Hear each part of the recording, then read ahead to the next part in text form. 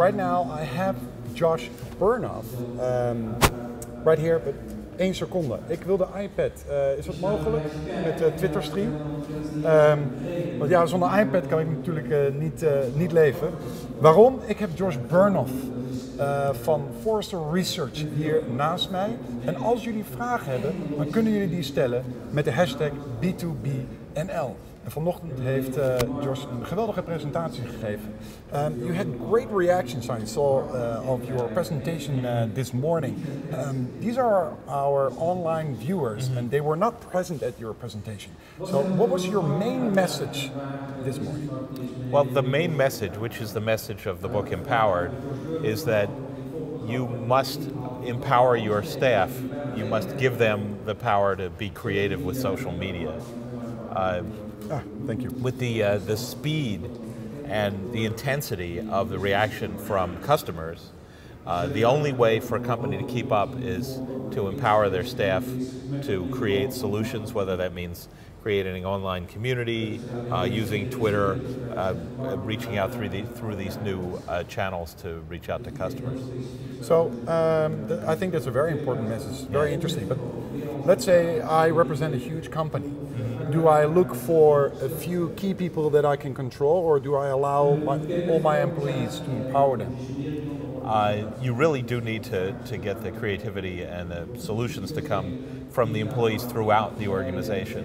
I can name 2 huge companies that are in this exact situation right now, IBM and Dell, where they really have taken the position that people throughout the organization need to come up with these solutions. I was just talking to the person in charge of social media at Dell last week, in fact, and he says the challenge at Dell is not the individuals doing this, but getting this to be a part of how everyone at Dell thinks about the way they do business. Interesting. You also talked about a term called heroes. Yeah. Can you explain to our online viewers, what does it mean, heroes? And can you elaborate on that? Okay, so in doing our research on social applications, we found that there's typically 1 or 2 people for each application that had the vision to go forward and actually make it something live, to push past the resistance to make it happen. Yeah. Those are the heroes, the highly empowered and resourceful operatives, the people within the organization that have the inspiration to do this. Yeah. Really at the center of the Empowered book is the idea that the heroes themselves, their managers, and the IT group that supports them with technology all must work together to make it possible for them to actually create and complete these applications.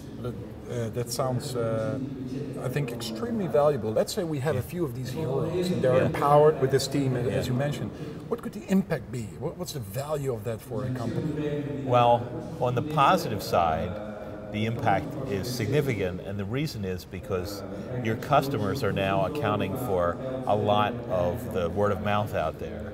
And it's by the activity of these heroes that you can generate as much as possible positive word of mouth. You can amplify the activity of your fans. You can reach out to them with mobile channels and keep them happy. So this is a way to sort of tap into the power of social marketing. On the negative side, one of the things that can happen here is that you avoid disasters. Disasters that happen when one of your customers is unhappy, makes a video, posts a blog post, uses Twitter, gets other people all excited about your shortcomings, and the next thing you know, you have a full-on groundswell, a real disaster happening, and unless you've got these social channels in place, you have no way to defend yourself against that. Yeah, so I think it's very interesting to move on from that, because you were talking, for example, about the guy with the guitar. Yeah. United Airlines, they broke the guitar and he was singing a song, and suddenly the whole world knew how they did not respond adequately to that. Can you tell a little bit of how, as a company, can you look at all these potential negatives out there? Yeah. Can you manage that? Well, you can reduce the impact of potential negatives. The companies that are successful at this typically have a monitoring program in place using tools like Radian6.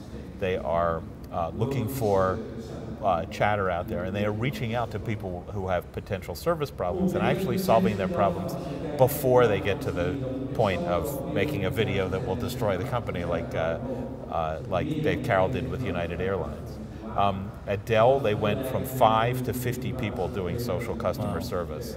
At Gatorade, the sports drink, they have a center within the organization specifically dedicated to watching for this kind of activity and then passing the information along and learning from what's going on with customers. Yeah, thank you for that insight. Now, what I think it's interesting to ask, these are Dutch B2B marketeers predominantly that are looking right now, and I'm also checking if there is a question coming in.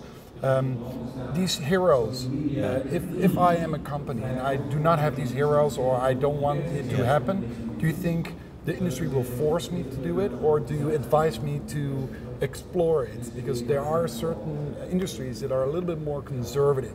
Yeah. So what is your expectation from the European or even the Dutch market, if you have some insight on that? Well, I can tell you a few things here. First of all, in Europe, the level of activity with social is similar to what's started in the United States and Asia, perhaps a little bit behind. But in the Netherlands, there's actually more activity than there is in the rest of Europe. I think that's nice. Yes. Okay. Also, as far as B2B goes, we found that the customers of B2B companies are more likely to be using social applications for their work than average consumers are. So yes, your customers are there. And the key in a B2B environment is to recognize that your customers probably have a lot in common with each other. They're all office managers. They're all people who buy routers. They are all, with the example that was used in my speech this morning, they're all people putting security systems on trains. What counts is that they all have so much in common, they form a natural community. Yeah. So you asked whether a company could not do this, could sort of pull back on it. Can I ignore it to say I'm not into this hero stuff? Of Course you can. And can damage my company. As long as you have no competition, it will not have any problem for you. But any company that has competitors will find that the more creative employees, the ones that want to reach out, are going to work not for that slow-moving company, but for its competition. And with the rate of change of customer needs out there, the social gives you a sort of way to tap into what changes are happening. And if you understand what's going on in your market on a minute-by-minute, hour-by-hour, week-by-week basis, you're much more likely to be able to compete than a company that has closed itself off from this and told its most creative employees, no, we're not interested in you. So you improve the dialogue. Basically, that's right. That's what you're saying. Yes. Okay, let me just quickly check if I see any question. Als u een vraag heeft, hashtag B2BNL. I don't see a question coming in right now. It's my experience that iPad application always works except when you need it to, and exactly, it stops. Exactly. But I refresh it and I don't see one right now. Final last question. Yeah. Just personally, this is your second book around this topic, Groundswell, Empowered. You gave a great speech this morning. What are you personally excited about this whole journey? For Mr. Burnoff himself. Well, I would say there are two things. One is that social is real now. It's accepted. It's a central part of a lot of companies' marketing, and it's really exciting to me to have gone from sort of the evangelist, yes, you should look at this, to now being in a place where a lot of people are actually moving forward with it. The other thing is that this is about to take off at a new level because of mobile devices. With mobile devices, you can be connected to these social media all the time, real time. And they fit very well with the little slices of time. Someone is waiting for an elevator or a taxi, they take out their iPhone, they start using it, and that really is going to continue to make social woven even more into the fabric of the way people live and work, and that means people must pay more attention to it. That gets me excited to see how much that's become a part of people's lives. Excellent. There's one last thing I think people are interested. hopefully, there's a lot of B2C examples. Yeah. I don't know if you're going to track the Dutch market, but if there are B2B examples, if you're going to publish them in the meantime, I know that a lot of people are looking for clear-cut B2B examples. Well, I have an answer for those people. Yeah. We actually have an awards program, and there is a business-to-business category in it, and all of the awards and the award winners are online. So if you go to Forrester.com/empowered, Okay. and then click on the awards tab there, the awards button, you'll be able to see the different categories. You can actually see the business-to-business outstanding examples that are right there. That's a great message. Thank you so much for your time, Josh. Thanks. All right.